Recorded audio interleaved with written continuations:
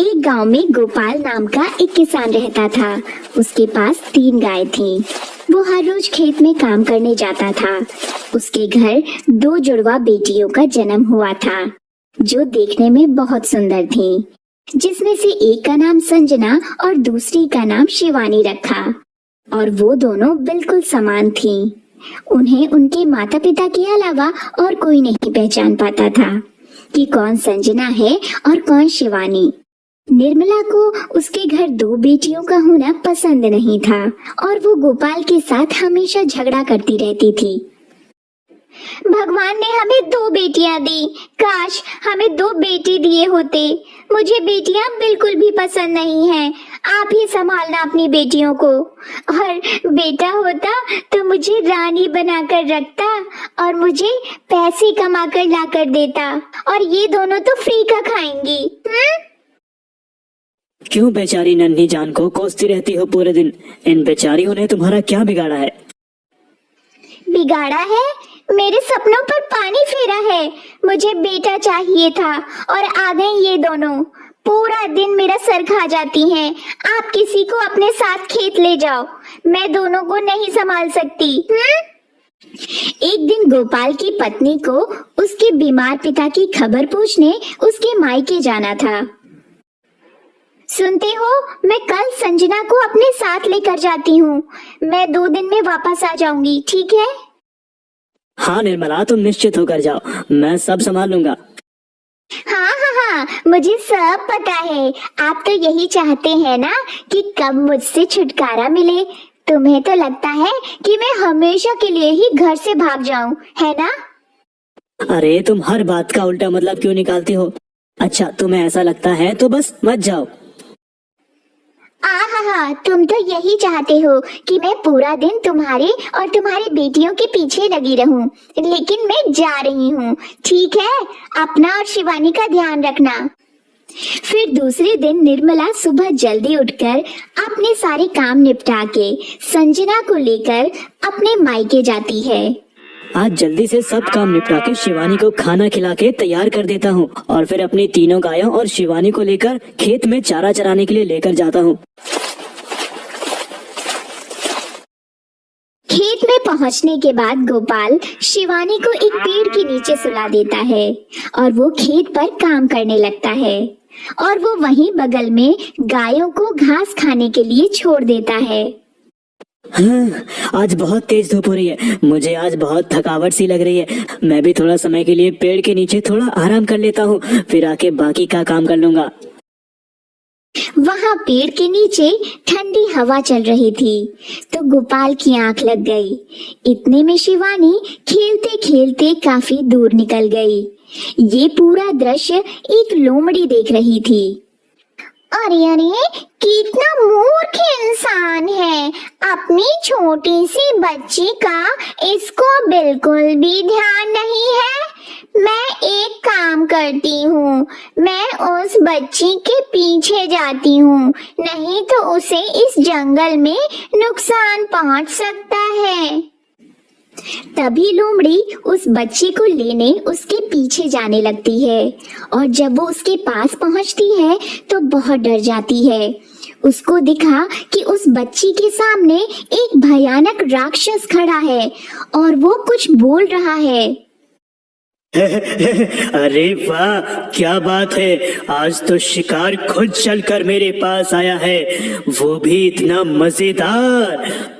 बहुत दिनों के बाद किसी इंसान का भोजन करने को मिलेगा, लेकिन पहले उसे मेरी गुफा में लेकर चलता हूँ, वहीं इसको आराम से खाऊंगा। हे भगवान, मुझे जल्दी इस बच्ची को लेकर भागना होगा, नहीं तो ये राक्षस इसे अपना भोजन बना लेगा। तभी लोमड़ी अपनी जान की परवाह किए बिना समय रहते ही उस बच्ची को उठाती है और पूरी जान लगाकर वहां से भाग जाती है। हे मूर्ख जानवर, तुम इस बच्चे को कब तक बचाओगे? एक न एक दिन मैं इसे जरूर अपना भोजन बनाऊंगा और साथ में तुम्हें भी। लोमड़ी बच्ची को गोपाल के पास ले आती है और कहती है, तुम कैसे पिता हो, बच्ची का ध्यान नहीं रख सकते? तभी लोमड़ी गोपाल को पूरी बात बताती है और उसे सावधान करती है कि वो बच्ची का ध्यान रखे, क्योंकि वहाँ पर मायावी राक्षस का खतरा है।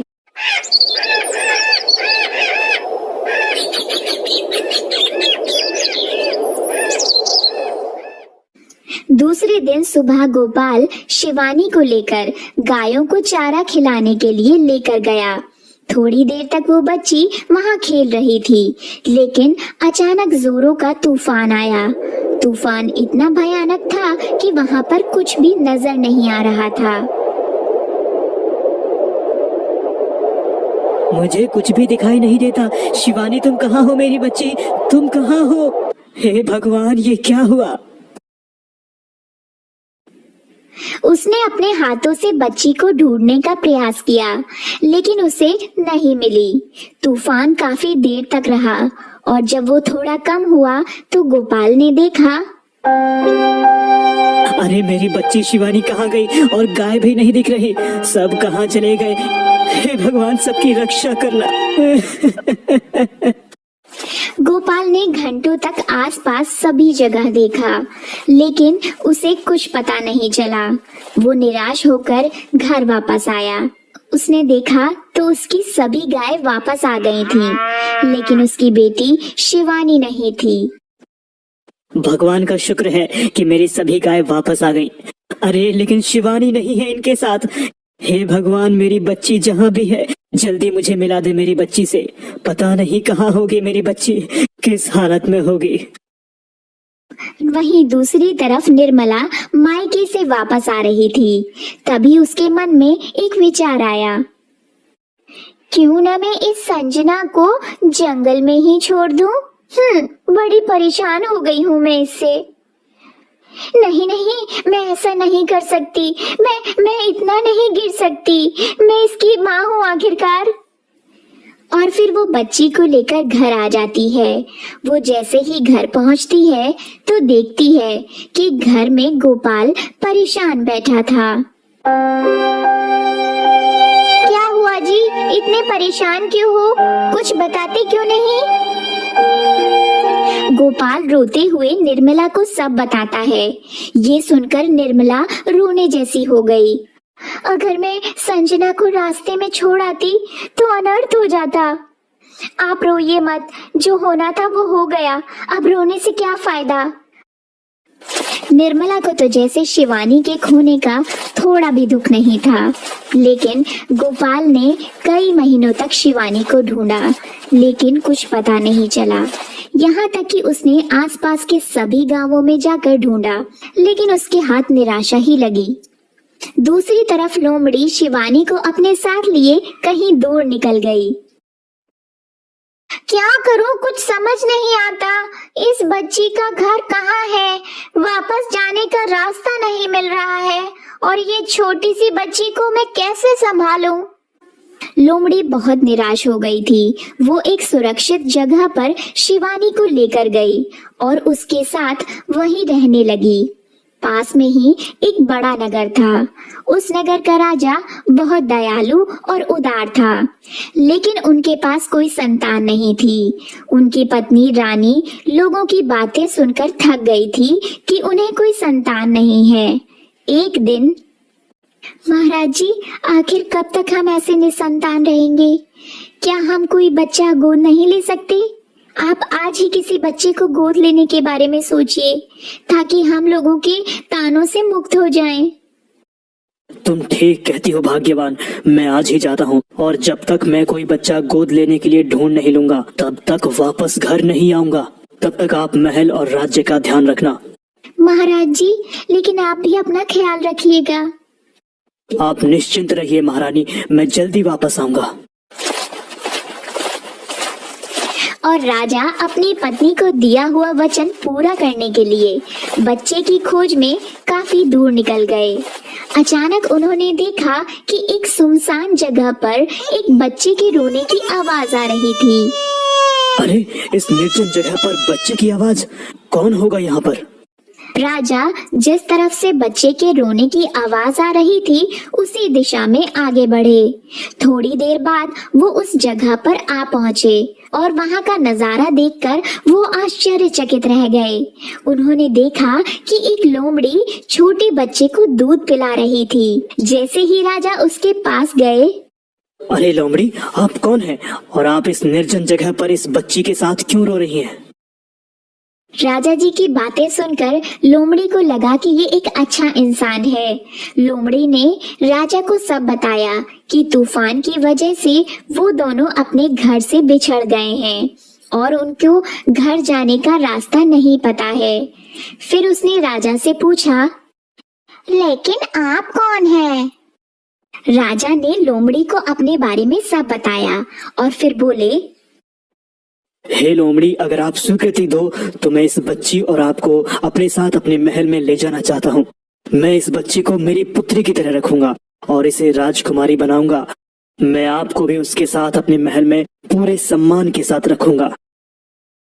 राजा जी, आज भगवान ने ही आपको हमारे पास भेजा है, वरना मैं इस बच्चे को कितने दिन तक संभाल सकती थी। मुझे आपका फैसला मंजूर है। राजा जी तो जैसे खुशी से पागल हो गए और शिवानी को अपनी गोद में ले लिया। फिर लोमड़ी और बच्ची को अपनी हवेली ले गए। जब वो महल के पास पहुंचे तब रानी उनकी राह देख रही झरोखे में खड़ी थी। जैसे ही उन्होंने राजा जी को आते देखा वे दौड़ पड़ी। आप आ गए, आपके साथ ये छोटा सा बच्चा और ये लोमड़ी। आप जल्दी से बताइए ना, कौन है ये लोग? क्या यही मेरी संतान बनेगी? अरे महारानी, थोड़ा सब्र कीजिए, मैं सब कुछ बताता हूँ। राजा ने सैनिकों को बुलाया और लोमड़ी को महल में रहने का और खाने पीने का इंतजाम करने का आदेश दिया और कहा कि ये लोमड़ी आज से हमारे परिवार की सदस्य है और उनका खास ध्यान रखा जाए। फिर वो शिवानी को लेकर अपनी पत्नी के साथ अपने कमरे में आए और बोले, ये लो, ये तुम्हारी पुत्री शिवानी। आज से ये बच्ची हमारी है। मैंने तुम्हें वचन दिया था ना, तो समझो भगवान ने ही इसे हमारे पास भेज दिया। कितनी प्यारी बच्ची है, लेकिन ये बच्ची आपको कहाँ मिली? राजा जी ने अपनी पत्नी को बताया कि कैसे उन्हें निर्जन जगह पर वो बच्ची और लोमड़ी मिली। देखते ही देखते शिवानी बड़ी हो गई और आसपास के सभी राज्यों में उसकी सुंदरता के चर्चे होने लगे। शिवानी जितनी सुंदर थी उतनी ही संस्कारी और दयालु थी। वे हर रोज लोमड़ी को मिलने जाती थी और उसे घास खिलाती थी।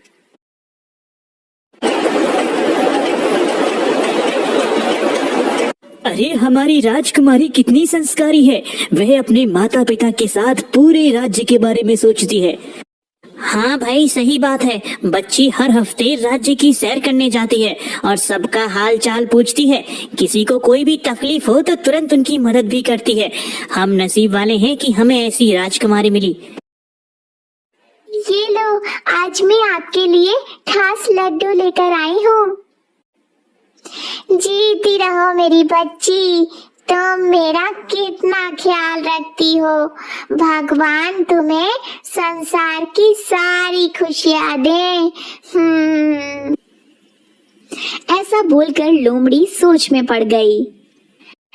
पता नहीं गोपाल और निर्मला का इसके बिना क्या हाल हुआ होगा।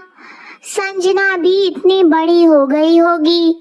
भगवान जाने बेटी शिवानी अपनी असली माता पिता और बहनों को कभी मिल पाएगी या नहीं। अच्छा लोमड़ी जी, मैं जा रही हूँ नगर भ्रमण पर। बेटी, आज मेरा भी घूमने का मन हुआ है। बहुत दिनों से हरे भरे खेत देखने की इच्छा हो रही है। तुम मुझे भी अपने साथ ले चलो, ठीक है? अच्छा लोमड़ी जी, आप भी मेरे साथ चलिए, मैं आपको नगर दिखा कर लाती हूँ। और वो अपने खास सैनिकों के साथ चलती चलती बहुत दूर एक जंगल के पास आ पहुंचती है और ये देखकर लोमड़ी बहुत खुश हो गई। कितनी सुंदर जगह है। बेटी, मैं अभी थोड़ी देर में आती हूँ, तुम मेरा यहीं इंतजार करना, ठीक है? हाँ लोमड़ी जी, जल्दी आना, मैं आपका यही पेड़ के नीचे इंतजार करूंगी, ठीक है? तब तक मैं थोड़ा आराम कर लेती हूँ। राजकुमारी पेड़ के नीचे थोड़ी देर आराम करने लगी। तभी लोमड़ी थोड़ा टहलने के लिए चल पड़ी।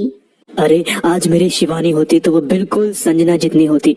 कितनी अच्छी उन दोनों की जोड़ी लगती, संजना और शिवानी। हे भगवान, मेरी बच्ची जहाँ भी हो उसे खुश रखना। क्या हुआ पिताजी, आप कुछ उदास दिख रहे हैं? कभी कभी मुझे लगता है कि आप मुझसे कुछ छुपा रहे हैं।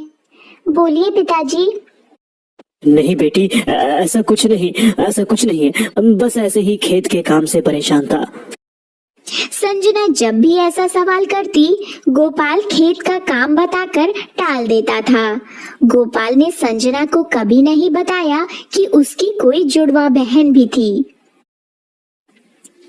एक दिन संजना अपने मामा के यहाँ जाने की जिद करने लगी और माँ से बोली, माँ, बहुत दिन हो गए मामा के यहाँ नहीं गए, चलिए मामा जी के यहाँ चलते हैं। हाँ, क्यों नहीं, तुम्हारी ही कमी है मेरे मायके में। सुनते हो जी, जरा इसे मेरे मायके तो छोड़ाओ, थोड़े दिन शांति से तो रहूंगी मैं यहाँ। ठीक है बेटी, कल सुबह ही हम तुम्हारे मामा के यहाँ चलते हैं, लेकिन एक दिन में ही वापस आ जाना। वहाँ जाकर मचलना नहीं रहने को, ठीक है? फिर सुबह होते ही गोपाल संजना को लेकर जंगल के रास्ते जाने लगता है और बीच रास्ते में, पिताजी थोड़ी देर रुकते हैं ना, मुझे बहुत भूख लगी है, कुछ खा पी ले फिर चलते हैं। हाँ ले बेटी, तेरी माँ ने मुझे फल दिए हैं खाने को, यहाँ बैठकर खा लेते हैं। वो दोनों वहाँ बैठकर फल खाने लगे। तभी अचानक उन्हें कुछ आवाज सुनाई दी। पिताजी, यहाँ तो कोई मुझे पुकार रहा है, लेकिन इस जंगल में मुझे कौन पहचानता है? और संजना अकेले कुछ दूर जाती है। तभी लोमड़ी रास्ता भटक गई थी और वहाँ पहुँच जाती है। बेटा तू कैसी है? गोपाल और निर्मला कैसे हैं? मुझे तू उनके पास ले जा, मुझे उनसे जरूरी बात करनी है। संजना को तुरंत ही पता चल गया कि ये वही लोमड़ी है जिसके बारे में उसके पिताजी उसे बताते हैं। लोमड़ी जी, आपको देखकर मेरे पिताजी बहुत खुश होंगे। चलिए, मैं आपको उनके पास ले चलती हूँ।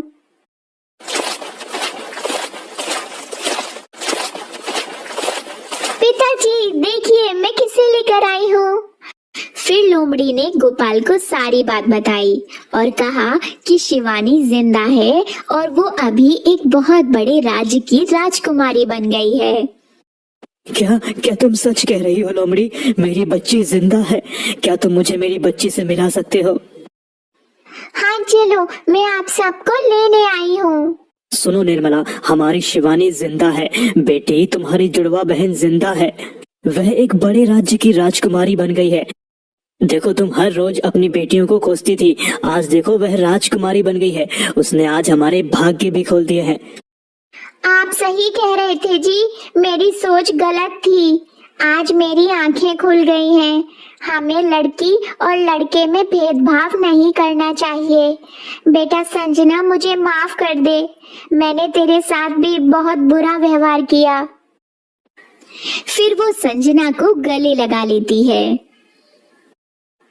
क्या पिताजी सच मेरी जुड़वा बहन है?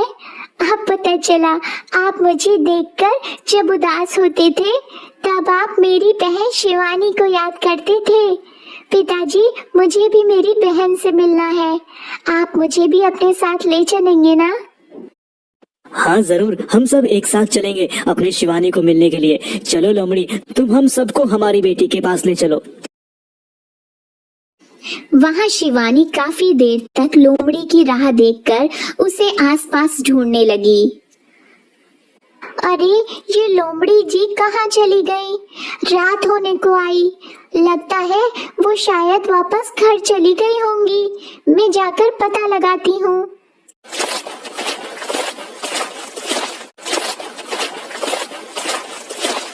राजकुमारी ने महल आकर देखा तो लोमड़ी नहीं थी। उसने सैनिकों को उन्हें ढूंढने का आदेश दिया। वहीं दूसरी तरफ लोमड़ी, गोपाल और संजना शिवानी से मिलने के लिए निकल पड़े।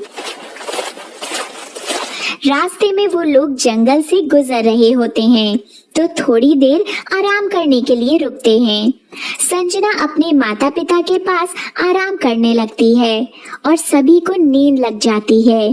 तभी वहाँ वो भयानक राक्षस आता है जो शिवानी को बचपन में उठाने आया था। अरे ये तो वही लोमड़ी है जिसने बरसों पहले मेरे शिकार इंसान के एक बच्चे को छीन कर भागा था। ये लड़की भी वही होगी जो उस समय मेरा शिकार होते होते बच गई थी। यही सही मौका है बदला लेने का। ऐसा कहकर वो राक्षस चुपचाप संजना को वहां से उठाकर ले जाता है। थोड़ी दूर जाने के बाद संजना की आंख खुलती है तो वो राक्षस को देखकर बहुत डर जाती है और जोरों से बचाओ बचाओ चिल्लाने लगती है। तभी एक राजकुमार वहां से गुजर रहा होता है। उसने संजना की आवाज सुनी और वो वहां पहुंच गया। बचाओ बचाओ, मेरी मदद करो, मुझे इस राक्षस से छुड़वाओ, कोई बचाओ मुझे। हे दुष्ट राक्षस, छोड़ दो इस लड़की को वरना मैं तुझे जिंदा नहीं छोड़ूंगा। अरे हो बालक, तू मुझे क्या मारेगा? अच्छा होगा अगर तुम यहाँ से चले जाओ, नहीं तो मैं इसके साथ तुझे भी मौत के हवाले कर दूंगा। फिर राजकुमार और राक्षस के बीच भयानक युद्ध होता है। वो राक्षस राजकुमार को मारने जा रहा था, तब पीछे से अचानक एक तीर आया और राक्षस को वहीं ढेर कर दिया। राजकुमार ने देखा तो राजकुमारी शिवानी ने उसकी जान बचाई। उसका सर जैसे चकरा रहा था। थोड़ी देर संजना तो थोड़ी देर शिवानी के सामने स्तब्ध होकर देख रहा था। संजना और शिवानी की नजर एक दूसरे पर पड़ी और वो दोनों भी एक दूसरे को देखते ही रह गए। फिर संजना दौड़कर शिवानी से लिपट गई। मेरी बहन शिवानी, आज तुम्हें देखकर मुझे इतनी खुशी हो रही है कि मैं उसे बयान नहीं कर सकती। मुझे लोमड़ी जी ने सब बताया तुम्हारे बारे में। ये तुम क्या कह रही हो? मुझे तो यकीन ही नहीं हो रहा। मेरी भी जुड़वा बहन है। इतनी देर में गोपाल, निर्मला और लोमड़ी संजना को ढूंढते हुए वहां आ पहुंचे। संजना मेरी बच्ची, तुम ठीक हो ना मेरी बच्ची? हाँ पिताजी, मैं बिल्कुल ठीक हूँ। और ये देखो हमारी शिवानी, इसने इस दुष्ट राक्षस को मार दिया। शिवानी बेटी, मेरी बच्ची, भगवान का लाख लाख धन्यवाद कि तुम सही सलामत हो। लेकिन मेरे माता पिता ने तो मुझे कभी भी ये बात नहीं बताई। बेटा चलो हम सब राजा जी के महल चलते हैं और वहीं पर सारी बात करते हैं। फिर वो सभी लोग महल जाते हैं। महल में संजना और शिवानी एक साथ आगे चलते हैं तो सभी लोग उन्हें देखकर हैरान रह जाते हैं। अरे देखो, ये राजकुमारी बेटी के साथ उनकी हम शक्ल कौन है और ये सब कौन लोग हैं? मुझे भी ये सब सपने जैसा लग रहा है। राजकुमारी ने सैनिक को इशारे से सबको अंदर आने देने के लिए बोला। जैसे ही सब लोग राजा जी के पास पहुँचे, सब लोग संजना और शिवानी को देखकर हैरान रह जाते हैं। राजा जी, ये शिवानी की जुड़वा बहन संजना है और हम माता पिता हैं। राजा जी और उनकी पत्नी पहले तो ये सोच के दुखी हो जाते हैं कि वो कहीं शिवानी को वापस न ले जाएं, लेकिन बाद में राजा जी उनके स्वागत के लिए जाते हैं और सभी का स्वागत करते हैं। महाशय, मैं आपका धन्यवाद करता हूँ और आपसे माफी भी मांगता हूँ। हमने आपको ढूंढने की बहुत कोशिश की, लेकिन जब आप नहीं मिले तो शिवानी को हमारी बेटी बनाकर हमारे साथ रखना पड़ा। आप लोमड़ी से पूछ सकते हैं। नहीं महाराज, आप मुझे शर्मिंदा कर रहे हैं। भला मैं आप पर शक कैसे कर सकता हूँ? आपने तो इतना नेक कार्य किया है। मुझे लोमड़ी ने सब बताया। मैं आपका जितना धन्यवाद करूँ उतना कम है। पिताजी, मैं आपसे नाराज हूँ। आपने मुझे कभी भी ये सब बातें नहीं बताई। बेटा, मैं तुम्हें सब बताने वाला था, लेकिन लोमड़ी ने कहा कि जब सही वक्त आएगा तब हम तुम्हें सब बता देंगे। राजा जी, हम आपसे शिवानी वापस लेने नहीं आए हैं। हम तो बस हमारी खोई हुई बेटी को देखने और मिलने आए हैं। मुझे पता है एक बेटी से बिछड़ने का दुख क्या होता है, और मैं आपको ये दुख देना नहीं चाहता हूँ। पिताजी, आप कितने अच्छे हैं। मैं बहुत भाग्यशाली हूँ कि मुझे आप दोनों जैसे पिता मिले जो अपनी बेटी को इतना प्यार करते हैं।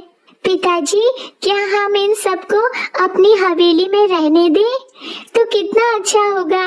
मुझे मेरी बहन और माता पिता से अलग भी नहीं होना पड़ेगा और आपको भी दूसरी बेटी मिल जाएगी। राजा और सब लोग हंसने लगे और राजा जी ने संजना और शिवानी को अपने गले लगाकर बोला, आज मैं पूरे गांव में यह घोषणा करता हूँ कि अब मेरी एक नहीं 2 बेटियां हैं, और दोनों बेटियां संजना और शिवानी का विवाह मैं धूमधाम से करूंगा। लेकिन महाराज, आप फिक्र न करें, हम दोनों साथ बैठकर अपनी बेटियों का कन्यादान करेंगे। लेकिन मेरी संजना तो राजकुमार, तो उसके लिए योग्य युवक ढूंढना पड़ेगा। बाबूजी, आप फिक्र न करें, मेरा जुड़वा भाई है, वह आपकी संजना से शादी कर लेगा। संजना, हम दोनों बचपन में एक दूसरे से बिछड़ गए। हमारा बचपन एक साथ नहीं गुजरा, लेकिन अब शादी हम एक ही घर में करेंगे। और ये सब सुनते ही सभी लोग खुश हो जाते हैं और सभी लोग खुशी खुशी रहने लगते हैं।